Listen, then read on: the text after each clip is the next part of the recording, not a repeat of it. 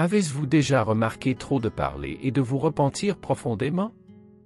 La vérité est que, en période de voix élevées, d'opinions débridées et de réseaux sociaux qui semblent exiger une réponse à tout, le silence est devenu presque un acte de rébellion spirituelle.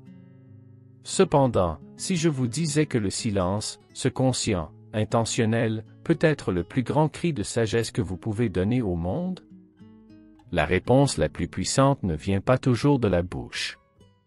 Parfois, elle vit dans la retraite stratégique à ce moment-là où vous tenez les mots, parfois en secret, et que Dieu agisse. Cela semble simple, mais vivre cette discipline nécessite plus de foi que beaucoup ne l'imaginent. Après tout, contenez-vous lorsque vous avez raison, silence lorsque vous avez raison, pour faire confiance au chaos. C'est pour le fort. Dans ce contenu, nous plongerons dans des histoires bibliques, des principes et des exemples qui montrent comment le silence peut être une arme spirituelle puissante. Parlons de la bouche, des mots et de ce qui se passe lorsque nous avons décidé de les garder. Préparez-vous à comprendre pourquoi Dieu ne nous appelle souvent pas à parler, mais à faire taire et faire confiance. Peut-être que vous avez du mal avec des réponses qui n'arrivent pas, des situations qui semblent injustes ou des blessures causées par des mots négatifs. Si c'est votre cas, respirez profondément, ce voyage vous montrera que le bon silence au bon moment est plus transformateur que 1000 arguments. Et à la fin, vous verrez, qui apprend à se taire en présence de Dieu, parle avec l'autorité quand il est temps de se positionner. Mais avant cela, vous devez apprendre à écouter. Allons-nous ensemble? Vous êtes-vous déjà arrêté pour réfléchir au poids qui porte chaque mot qui sort de notre bouche? Proverbe, le chapitre 18 et le verset 21 ne laissent aucun doute, le langage a le pouvoir de générer la vie ou la mort. Ce n'est pas une exagération spirituelle, c'est une réalité pratique. Une phrase mal placée peut détruire les amitiés, les mariages et même les rêves.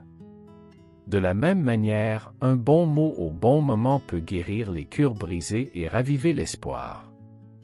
Il y a des gens qui pensent toujours que parler sans réfléchir est juste la voie à l'être. Mais en fait, cela révèle un manque d'autotémoignage, souvent une immaturité spirituelle. La sagesse biblique nous appelle à réfléchir avant d'ouvrir notre bouche, car chaque mot lancé a un destin. S'il y a quelque chose qui ne revient pas, c'est un dit mot. Par conséquent, garder les lèvres est un signe de discernement, pas de faiblesse. Les mots construisent des ponts ou soulèvent des murs. Combien de fois une mauvaise conversation a-t-elle entraîné des douleurs ces dernières années? C'est pourquoi Dieu nous guide pour utiliser notre bouche pour bénir, pas pour blesser. Au lieu de réagir avec grossièreté, que diriez-vous de répondre avec grâce?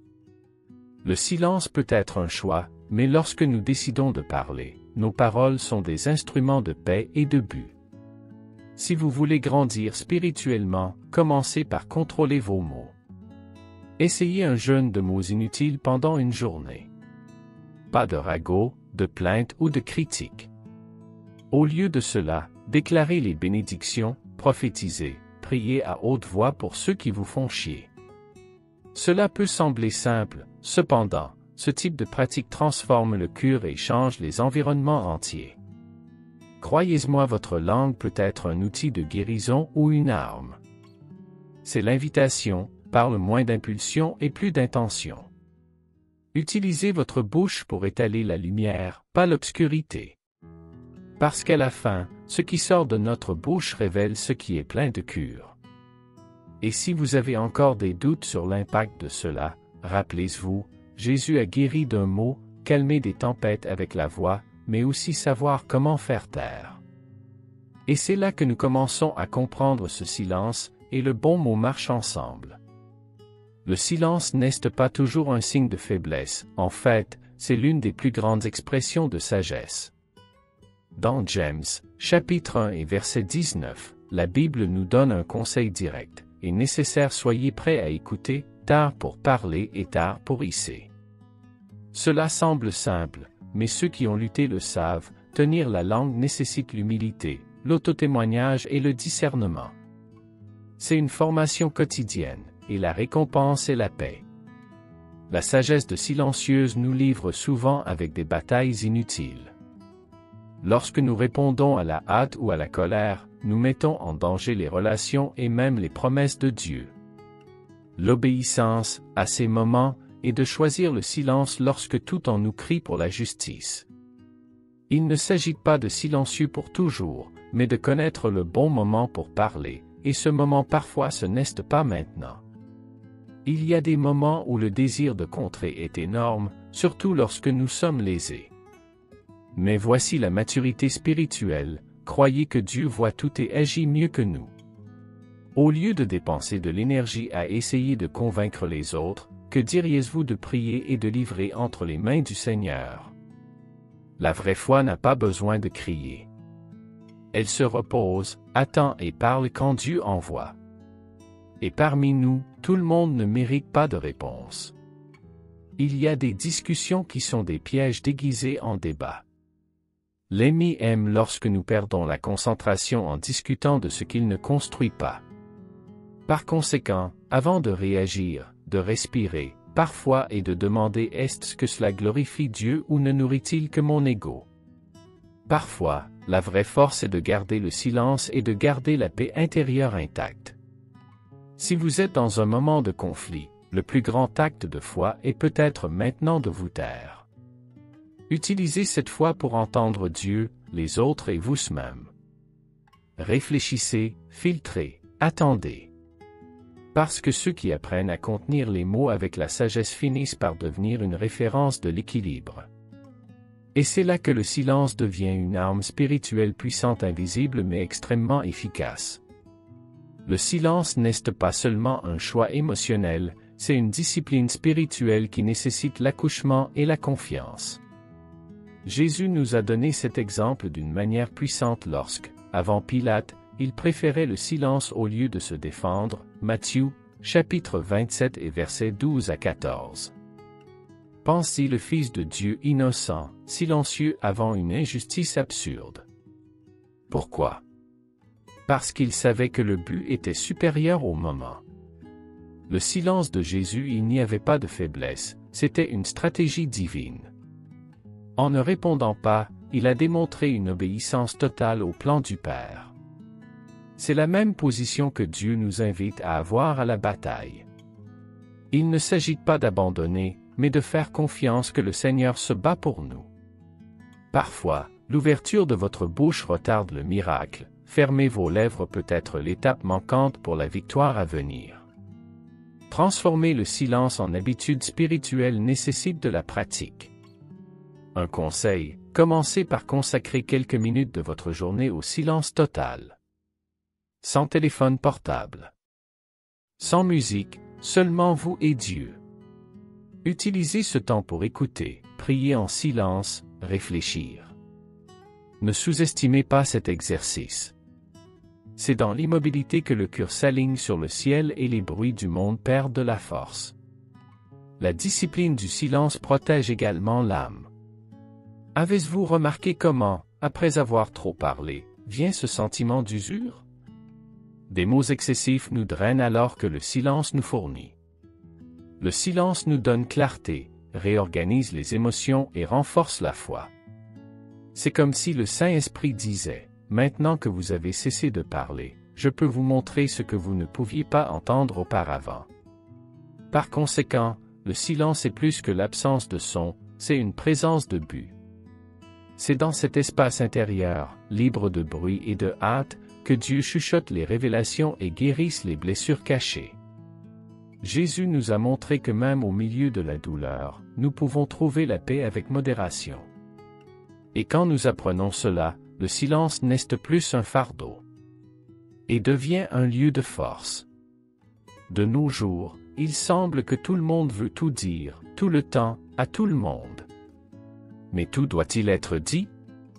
Dans Ecclésiaste, chapitre 3 et verset 7, le mot nous avertit, il y a du temps de parler et de faire taire. Cependant, pour discerner cela, il faut de la sagesse et de la sensibilité spirituelle. Le silence, parfois, et plus que la prudence, c'est la révérence devant le sacré. Il y a des situations qui ne correspondent pas aux histoires, ni en sous-titres. Il y a des douleurs que seul Dieu comprend et promet qui doivent être maintenues en silence jusqu'au bon moment. Lorsque nous explorons trop, nous risquons de déserter ce qui était censé être secret. Il y a des bénédictions qui fleurissent dans les yeux cachés, loin des yeux curieux et des suppositions des autres. Tout ne doit pas être partagé et c'est bien. Si vous attendez quelque chose de Dieu, peut-être que le silence est votre plus grande protection maintenant.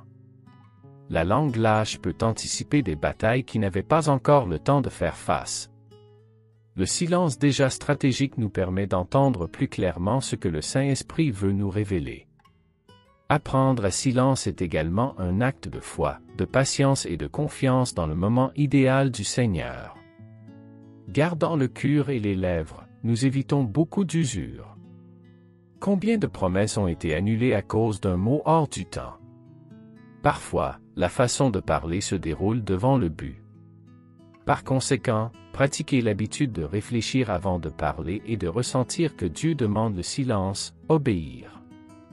Cela peut sembler étrange, mais il y a la paix à ne pas avoir à tout expliquer à tout le monde.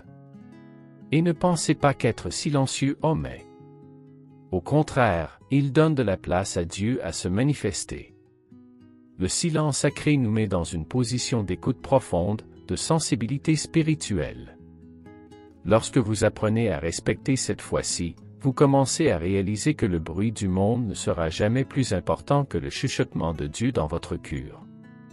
La Bible est un véritable manuel de sagesse et il n'y a pas de pénurie d'exemples de la façon dont le silence peut être plus puissant que 1000 mots.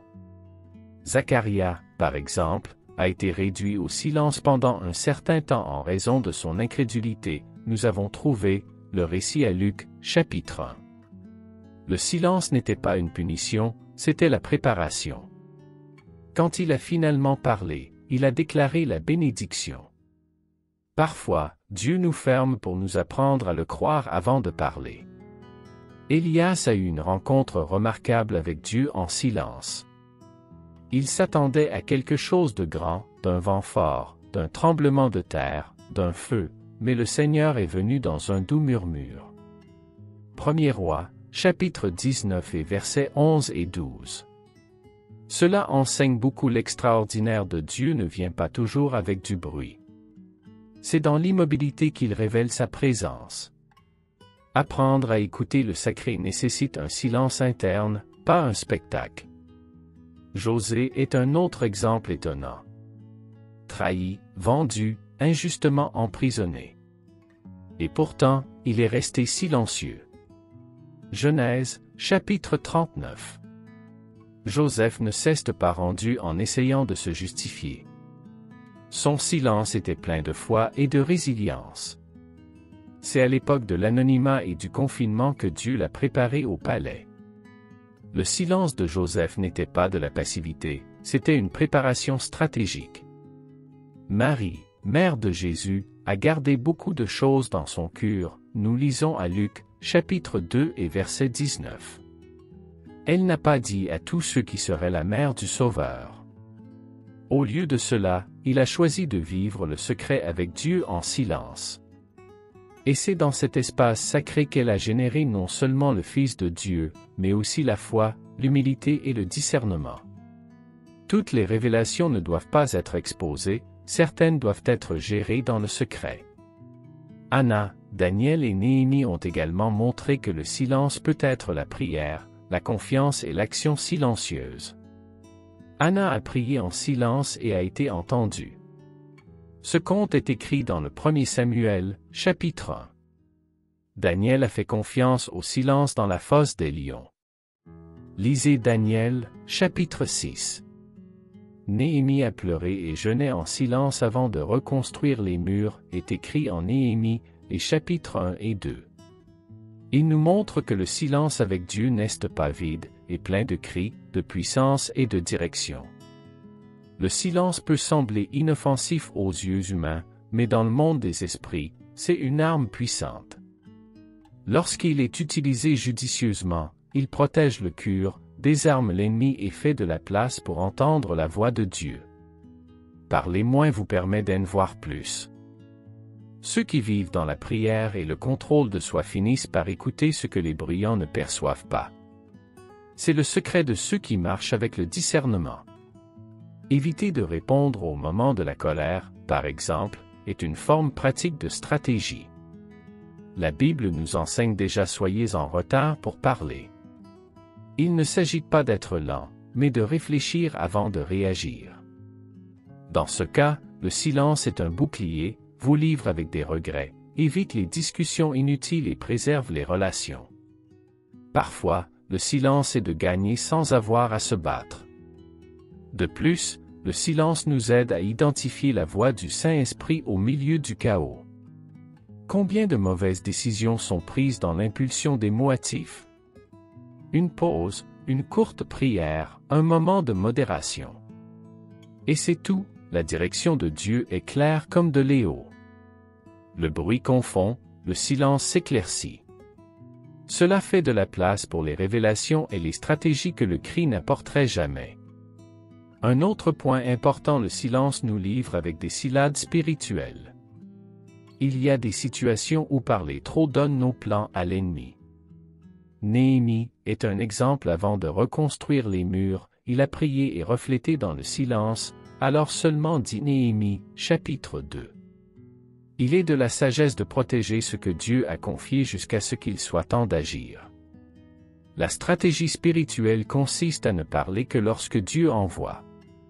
Enfin, le silence renforce également notre foi.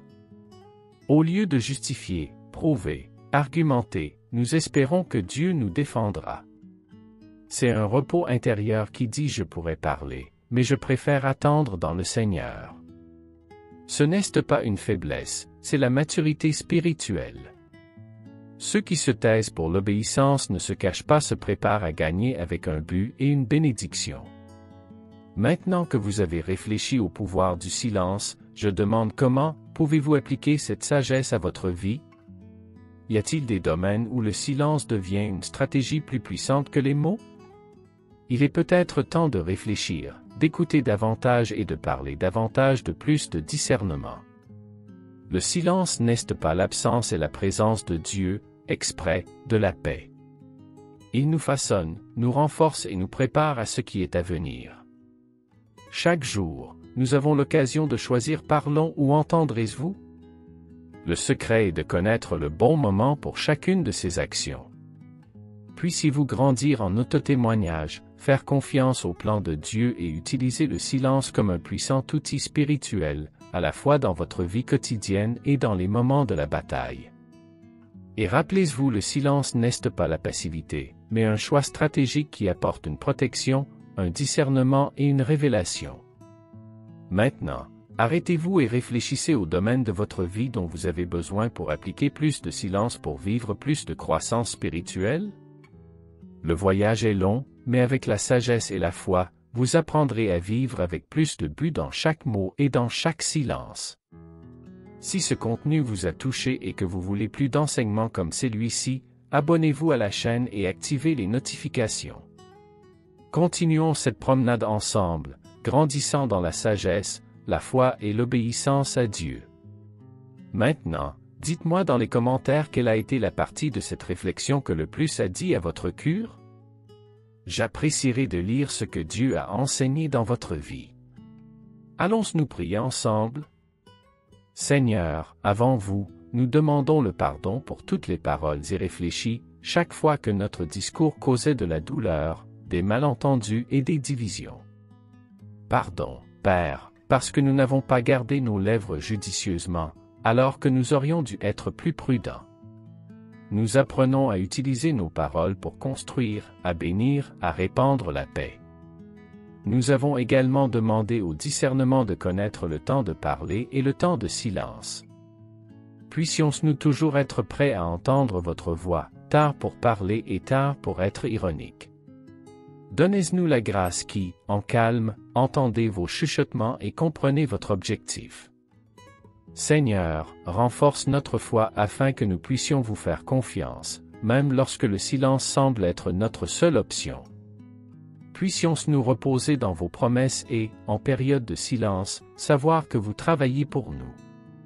Apprenez-nous à maintenir la paix dans le cœur et la maîtrise de soi sur vos lèvres, toujours selon votre volonté.